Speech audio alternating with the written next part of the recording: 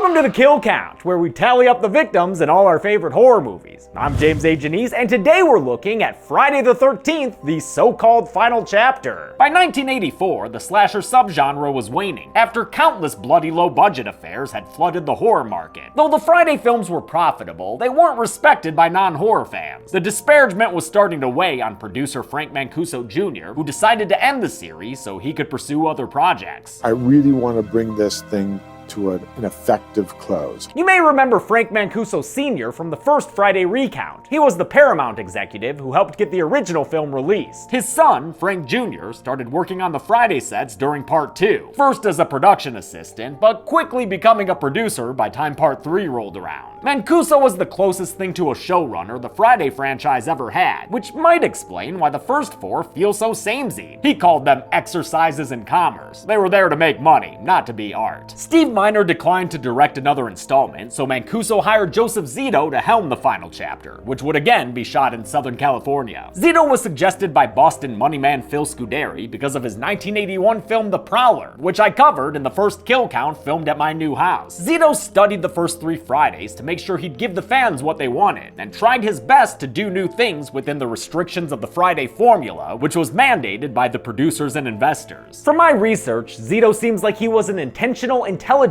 director who truly wanted to make the best Friday film he could. However, he was also a demanding perfectionist, and his quote-unquote tough love eventually led to conflict with some of his cast, even though they were just as serious about making the film. We all just wanted to make it as good as we could make it. Zito hired Barney Cohen to quickly write a script, and together they tried to make their teenage victims more empathetic and real. These kids are certainly more believable as a group of friends than in Part 3, where the stoners stick out like a head waiting to be decapitated, but in the end, they're still just young, attractive teens who visit Crystal Lake wanting to have sex. And boy, do they want to have sex. You think Chris Higgins' friends were bad? Sex, sex, sex. You guys are getting boring, you know that? Nah, these teens do nothing but talk about fucking. This is the horniest Friday the 13th by far. Take away that camp counselor job, and there's nothing for them to do but be horny. It's a little exhausting. Shaking things up is the presence of the Jarvis family. Mama Tracy, older sister Trish, and younger brother Tommy, played by a 12-year-old Corey Feldman at the beginning of his career. Feldman would be one of the biggest child stars of the 80s before his career was upended by a troubled personal life, which saw him as both a victim and an abuser. That's all I can say about that here. The character Tommy Jarvis is one of Friday's greatest assets. He'll have his own trilogy, kick some serious ass, and wear a bomber jacket like a motherfucker. He's a great foil for Jason Voorhees, and his story begins here, as an adolescent who happens to wind up getting too close to horny teens. Sucks for him, man. Jason's like a magnet to horny teens, and that little bastard is sitting on an iron mine. YouTube tends to get antsy about so much TNA, so let me cover my A with a sponsor for today's episode. RECOUNT earbuds are an excellent way to deliver amazing sound into your ear holes at half the price of other premium audio brands. Chelsea and I literally use them every day, whether it's to listen to podcasts while cleaning the house, to listen to music while working out, or to listen to relaxing soundscapes while zoning out and petting our little Lucy cat. Damn fine way to relax right there. Especially since Raycons come with various gel tips for your comfort, and don't stick out of your ears like some other brands. Raycons have a 32-hour battery life, meaning I can use them for all the long phone calls I have to do while handling business! They've also got a 45-day happiness guarantee, so you've really got nothing to lose. Try them for 15% off today by going to buyraycon.com/deadmeat. That's buyraycon.com/deadmeat for 15% off your order today. When I originally ranked the Friday franchise, I put the final chapter as my number 1, saying it was the best version of the first 4 films. I've changed my opinion, and this movie would probably be more in the middle now. As much as I enjoy Crispin Glover's dance moves, most of the characters aren't all that memorable. The kills, on the other hand? Well, to end Jason once and for all, Zito brought in the man who did effects for him on The Prowler, Tom Savini, who personally designed Little Swamp Boy Jason. I created the monster, and I get to kill him. Let's see what Gore Daddy brought home for this false finale and get to the kills. The movie begins with a previously on delivered to us by Paul Holt. Paul Holt! I mean, this movie did come out nearly 2 whole years after part 3. Better remind people of all the stuff they've seen before. I love when it shows Vicky's death as though Paul Holt is talking about it, even though she's sitting right next to him. Thankfully, it's less than 3 minutes until we get our title card! Wait, title card, yo, behind you! Oh god, it's the final chapter! With a pyro entrance, and surely some inventive opening credits. Never mind, back to basics. At least for this one, Harry Manfredini wrote new music. Part 3 mostly recycled its score from the first 2 films, but here Manfredini's adding a lot, like with these horns. Sounding like a Bond song and shit. We come out of the opening credits into a fucking budget. Check out that whirly bird, and this opening shot, which was the last thing filmed for the movie. It was done by having a Steadicam operator standing on a crane, which was then lowered to the ground so he could step off and continue the shot. The shot ends in the barn where the J-Man lies, right where Chris Higgins left him. The cops on the scene confirm my kill counting for part 3. This time he got 7 kids and 3 bikers. Yep, that's exactly what I got. This time they got him. Oh, except for that. Might want to hold off there. Jason's supposedly dead body is taken to the hospital where, what, is that meant to be Chris Higgins with her parents there? Okay. In the morgue, Mortician Axel does that whole eat around dead bodies thing that horror movie coroners always seem to do. Axel's a nasty motherfucker too, talking about a dead girl he says is cute. Real cute girl. Was. Well, she still is. All you gotta do is go over there, take off your pants. Nice talk, real nice talk. As much as Axel's into dead chicks and weird aerobics porn, his preferred outlet for horniness is Nurse Morgan. Nurse R. Morgan, I believe in a reference to Robbie Morgan, who played Annie, one of the first victims of the series. But keep it in your pants for a mo there, Axel. Morgan wants to give us this movie's daily Jason news update. You know, I make fun of the recaps and everything, but I appreciate that this franchise, right from the beginning, is committed to its own history, even if it gets details wrong sometimes. Axel and Morgan are just about to get busy playing doctor when Jason's hand joins the fun and provokes a passionate sermon. Jesus Christmas! Holy Jesus goddamn!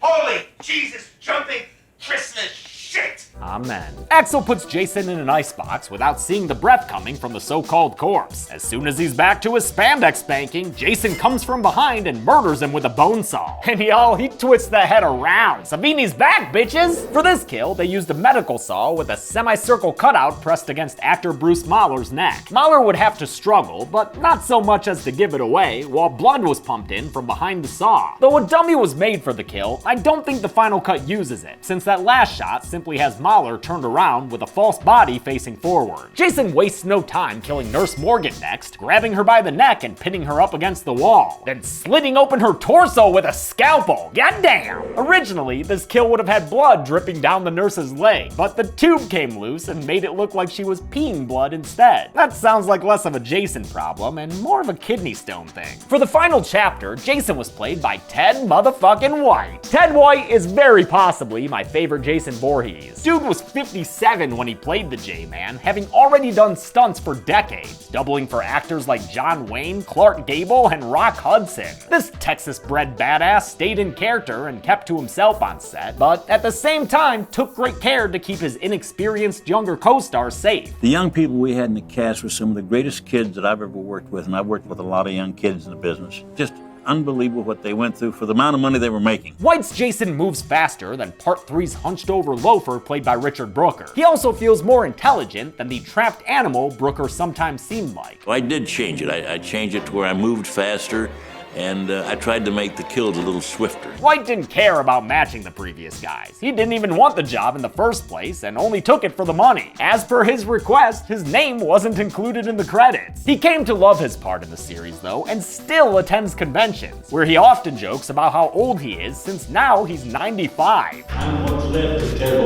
Talk to him if you get the chance to. The dude is an absolute delight. I just wanted to ask you what your favorite stunt in the final chapter was. Getting paid. Now, remember when I said you'll see a whole lot of camps and houses around Crystal Lake? Well, I guess this whole time, the Jarvis family has lived there. Fitness-oriented mother and daughter, Tracy and Trish, and their alien son brother! Haha, no, that's a person. It's Tommy Jarvis. He made this mask, which, like, I call bullshit. I don't care how smart and nerdy you are, you ain't making these things at 12. But Tommy Jarvis is named after Tom Savini, so of course he'd be a master at effects. Director Joe Zito thought a kid character would be new and interesting, and though he was worried Corey Feldman might be too small, Feldman won him over with how much he wanted the role. They couldn't contain him. His agents were trying to negotiate, but Corey kept saying, oh, I'm gonna do this, I wanna do this, I'll do whatever I have to do. So, it sort of hurt their position. There's a house next door to the Jarvises, which has just been rented by 6 friends on their way there now. The friends are Crispin Glover, his sex pest bro, and these 4. Crispin Glover as Jimmy and Lawrence Monason as Ted are given the most screen time, as well as a running bit that revolves around Jimmy's little Jimmy. You're a dead fuck. What? A dead fuck? A lousy lay. A wilted bee stem, you know. God, I'm horny. We know. And if you like the dead fuck joke, well, you're in great luck, folk. Dead fuck. Dead fuck.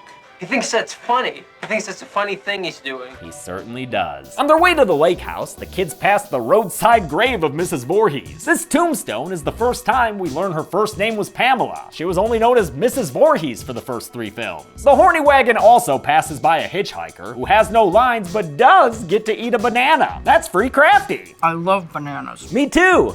Before she can get herself all that potassium, though, Jason comes up and stabs her through the neck. Jason was played by Tom Savini here, so I'm holding him accountable for the murder of this banana. This kill was done in broad daylight, which meant they couldn't hide the makeup effects in the dark. A flexible metal blade was curved around actor Bonnie Hellman's neck and then pushed through a latex neck cover while blood was pumped through a tube. In post-production, they color-treated the film to better match the latex to the real skin. The kids arrive at their house after dark, interrupting this Jarvis sandwich next door. Trish, Tommy, and their good boy Gordon go next door to meet the kids as Mama Jarvis stares menacingly through the window. This kind of works as a nod to Mrs. Voorhees, or I'm sorry, a nod to Pamela. But of course Tracy's gonna be disapproving of these kids. The Hornsters are giving free peep shows to Tommy, who reacts in the most believably excited adolescent way. Like I said, this movie's horny as hell, so let's bring in more chicks to get naked and have sex. Twins Tina and Terry, played by English identical twins Kamala and Carrie Moore, who at one point had been Doublemint twins, but I can't track down their commercial. They joined most of the cast getting naked for a group skinny dipping scene. Some of the male actors went bottomless out of solidarity for their topless and also bottomless female co-stars. Tommy ends up getting an eyeful of this flesh party, further jump-starting this kid's hormones and revving that puberty engine up. In real life, that's also exactly what was happening. I get to do scenes with boobies. Not much has changed.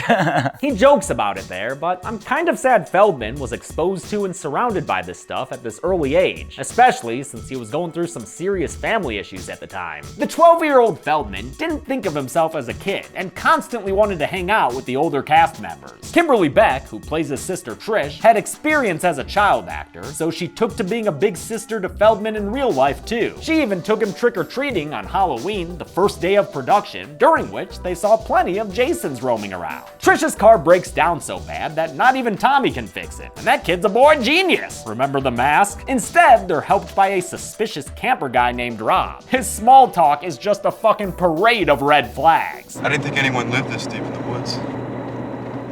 We do. Is there any kids, vacationers, people like that? Yeah, a bunch of kids moved in yesterday. Trish, this is the 1980s. By now, people know about serial killers. Be more careful. That means don't bring this guy inside your house and let him go into the 12-year-old's room. Nah, I'm just playing. Rob's cool enough, I guess. Sure, let him camp out in the woods outside your home. Whatever. Next door, the kids are engaging in ritualistic mating behaviors, including a dance that Crispin Glover came up with on his own. He reportedly would dance this way in clubs around LA, and it was so fucking weird the other actors couldn't stay in character during the first take they did. We lost the first take because people were just so astounded by how it looked. Glover was picked by Zito because of how unique he was and kept mostly to himself on set, always the brooding artist. His career would really take off the following year with Back to the Future, which also featured a small appearance by Lisa Freeman, who played Nurse Morgan. Samantha, whose character is likes to have the sex, is dating this doofus Paul, who's in the running for most forgettable character of the franchise. Shitty boyfriend too. He did ditches Sam for Tina the twin. You don't mind, do you?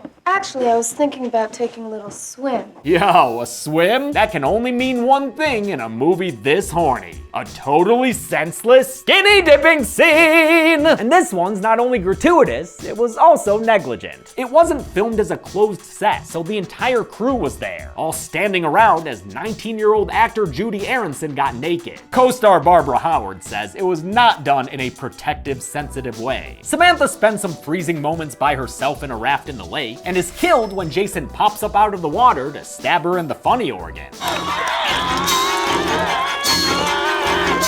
So called because of the noise you make when you're stabbed there. Shooting this kill resulted in the movie's most infamous production tale. What she had to go through, but, you know, all naked on a raft. Filmed in December 1983, halfway through the 12-week shoot that was supposed to only be 6, Judi Aronson had to submerge herself in the cold water of the Franklin Canyon Reservoir. In a wetsuit from her waist down, she had her upper body through a hole in the raft. The blade would go through a fake torso behind her, its seam covered up by her hair. This took hours to arrange, and the scene was filmed from sundown to sun up. There were points where I just felt like I couldn't go on anymore. They said, no, we have to finish. Despite repeated requests, Zito wouldn't allow Aronson out of the water until Ted White threatened to quit the shoot if they didn't stop and warm her up. After that, the director and the Jason actor were on tense terms, while Judi Aronson got hypothermia and was sick for days. I love that White fought for her safety here, and though he once called Zito a bully who treated his actors like dirt, he's also judicious about the director's intentions. Joe, of course, was not trying to be mean. He was trying to get a film made. Whether he was going a little too far with somebody else's feelings, I would say yes. Back at the cabin, Sam's boyfriend Paul finally starts to feel guilty for taking some double mint delight. He heads out to find his gal and ends up stripping down to swim, except unlike her, he doesn't get all the way naked.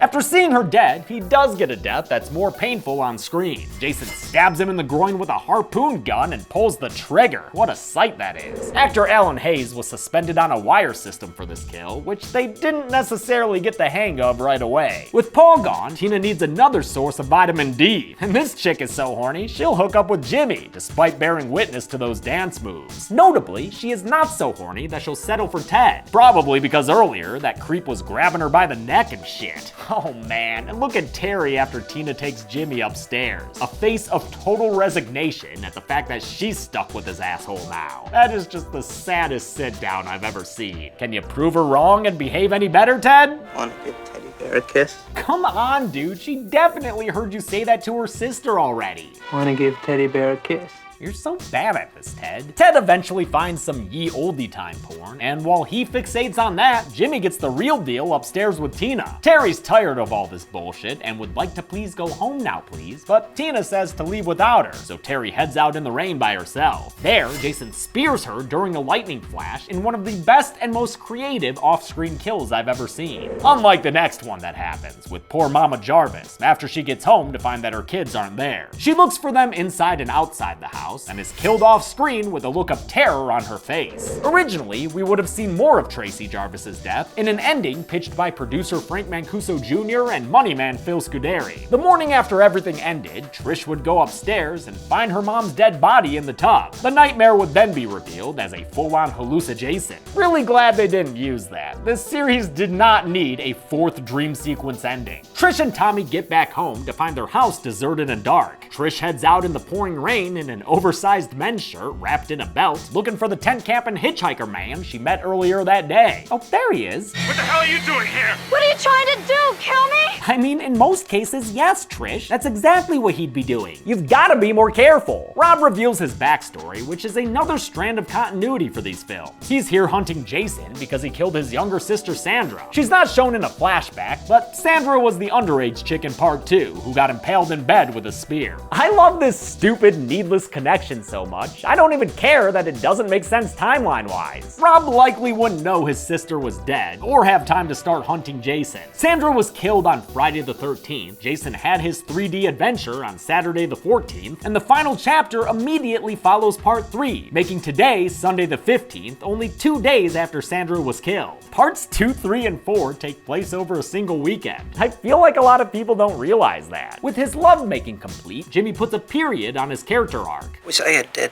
Fuck. Tina says, nah, they kiss real gross for too long. Oh, way too long. Oh God, it's so bad. And then Jimmy excuses himself to go panty brag to Ted. He grabs a celebratory bottle of wine, but finds himself lacking the means to open it. Ted! Hey, Ted, where the hell's the corkscrew?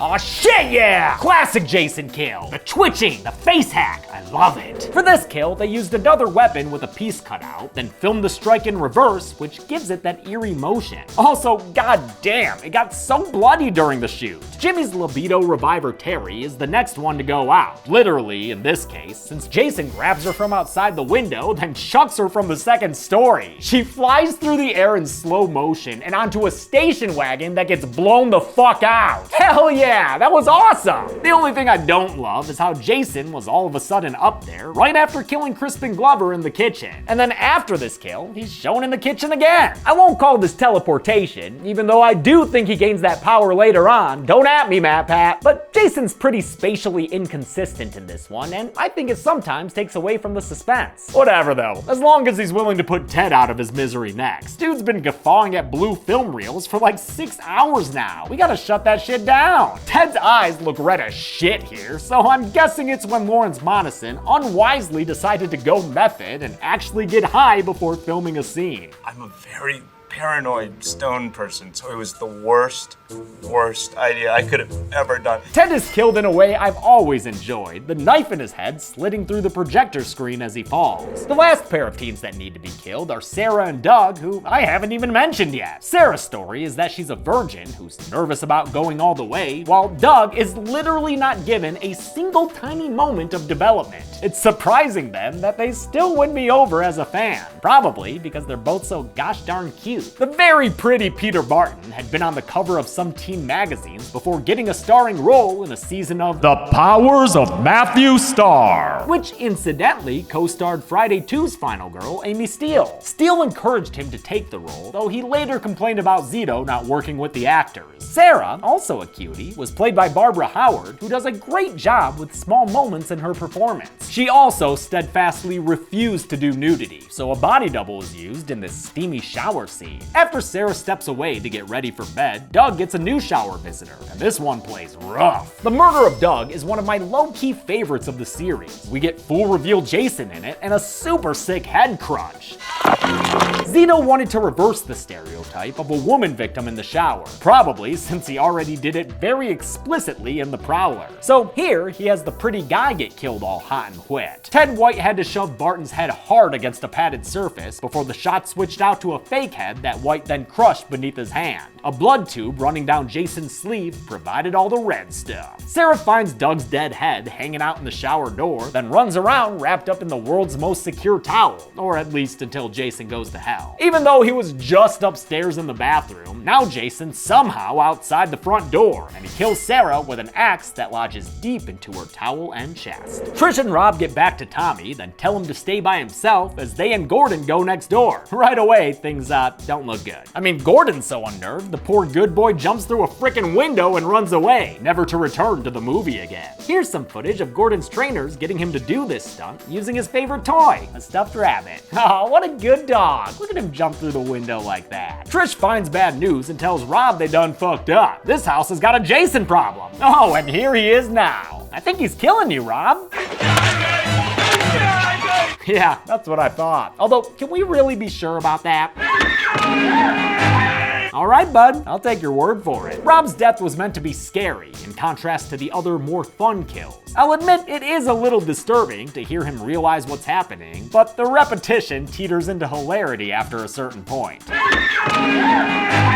Now now that Rob's dead, Trish can begin her final girl circuit. Perhaps a doublemint corpse to start things off? A little bit of Glover in the doorway. Oh, Jason is not interested in any Glovers in the doorway. Ouch. Trish's racer picks up a sidecar when she gets back home to TJ. So now both of them can enjoy a course classic, a body being flung through a window. This scene was choreographed to a beat, but Zito lied to Corey Feldman about when Jason would reappear. The window crash and grab took Feldman by complete surprise. Scared the shit out of me. That is real pants-shitting terror on his face there. I'm not sure how seriously it scared the poor kid. Are you okay? Are you okay? No, I'm not okay. I was not okay, and I was not okay for quite a while. I can't help but feel like Ted White enjoyed doing that. Jason and Tommy weren't only adversaries on screen. The only person that I didn't get along with or was afraid of was Ted White. He was a mean little kid. Sounds like a culture clash between the old school White and the rowdy pubescent Feldman. He wasn't very well mannered. That was kind of hard for me to relate with because I wasn't real the cowboy type. That conflict is kind of hilarious to me, especially since White was fair as always and complimented Feldman's performance. As mean as he was very good in the film. I liked him. I liked the way he did it, and I liked the way he worked. I felt like he had the energy of an adult as opposed to that of a kid. Jason busts his body into the house, throws a hammer at Trish's head, and eventually hacks his way through Tommy's door to say, "Mister, clean up this room!" Trish fights back like any good final girl, putting a TV on Jason's head and later luring him out of the house so Tommy can have a chance to escape. She and Jason play cat and mouse all over La Casa de Horny Teen until she decides she's done playing this shit and good goddamn jumps out the window. Another slow motion falling stunt. I love it. I always feel bad when that board bounces up and hits the stunt performer at the end. The back and forth between the two houses, so close together, makes for a great third act. The Jarvis house was a real house in Topanga Canyon that's been used in several other productions since then. Hormone Headquarters, on the other hand, was built by Friday's crew, an expensive line item, but one Zito pushed for and worth it for the chase setting. During his sister's race, Tommy has started to give himself a makeover after seeing what little boy Swamp Jason looked like in some news articles. Thanks for bringing those around, Rob. Really wish Jason hadn't killed you. No, he's killed you, Rob. It's in the past now, man. Trish nearly whacks Jason when he tries to sneak up on her, then lands an awesome hit with the machete and splits his hand apart. God, I love this effect. It's one of my all-time favorites. Like many others in this movie, it was done by shooting the action in reverse. A very groany Jason eventually disarms Trish and knocks her down, but before he can kill her, Tommy runs downstairs and starts yelling at him. Jason! Great addition to the score here, with a theremin-sounding version of the Friday theme. Perfectly matches the mind games Tommy plays with Jason. Remember me, Jason? Jason, don't you remember? The distraction gives Trish the chance to strike Jason, knocking off his mask and revealing a gnarly face, one modeled after his original Swamp Boy look. Tommy Jarvis then grabs the machete and hacks into Jason's head with it. The big man falls to the ground and is killed in another one of my absolute favorite effects. And yes, Jason dies here, especially after Tommy freaks out and goes ham with the machete.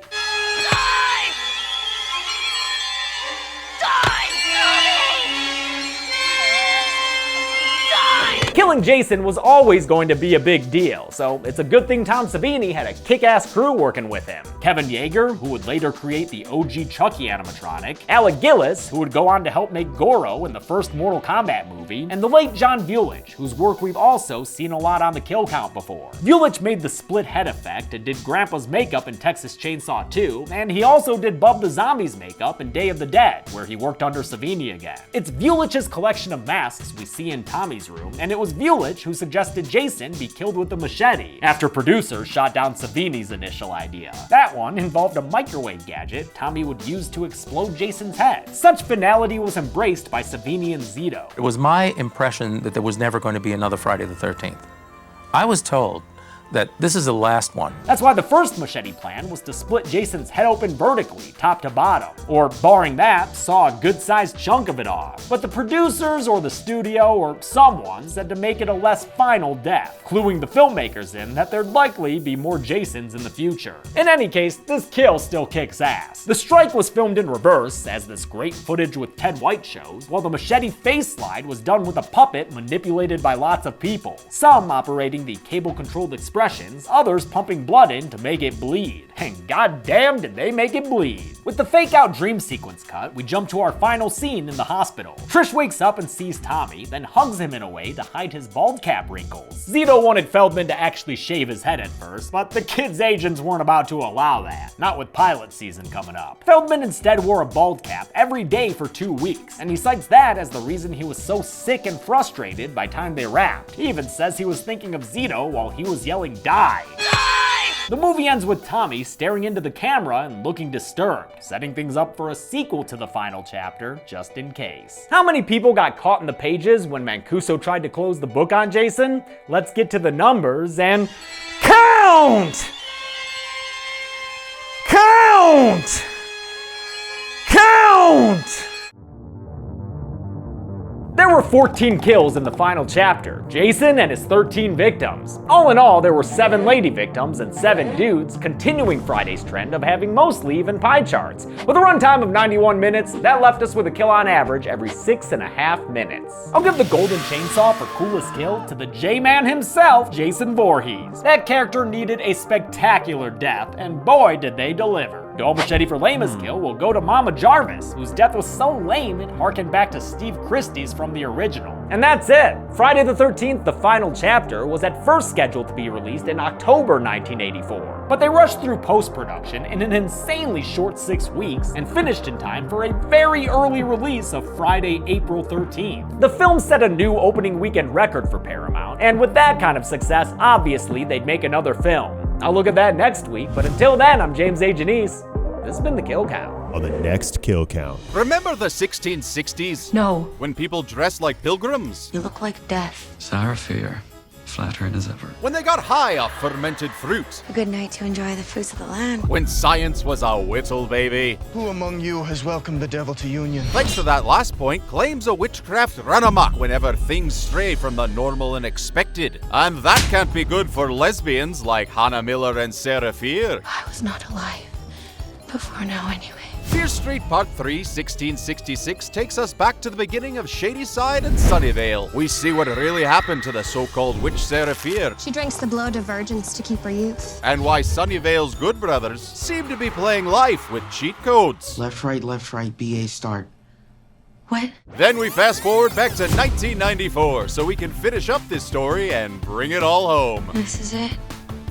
Yep. This weekend, watch the spectacular conclusion to the Fear Street trilogy on Netflix. And this Sunday, unless there are any copyright issues, we are being punished. Tune into Dead Meat for The Kill Count. If they want a witch, I will give them a witch. Fear Street Part 3, 1666 can currently be watched on the pictured streaming platforms. Dead Meat always recommends you watch the movie for yourself before its Kill Count. It's the only way to have your own properly informed opinion. Kill Counts are never meant to replace the experience of watching a film. Thanks a lot for watching this Kill Count. I want to thank some patrons like Akari Blue, Spooky Boy 7703, Name, aka Soraka Most, Troy, Matthew Lee, Panzernaut, and Marcella Mon. Reminder, if you ever get the chance to meet Ted White, man. I mean, the guy is 95, so who knows how much longer we'll have him, but he's still really fun to talk to. Thanks everyone. Be good people.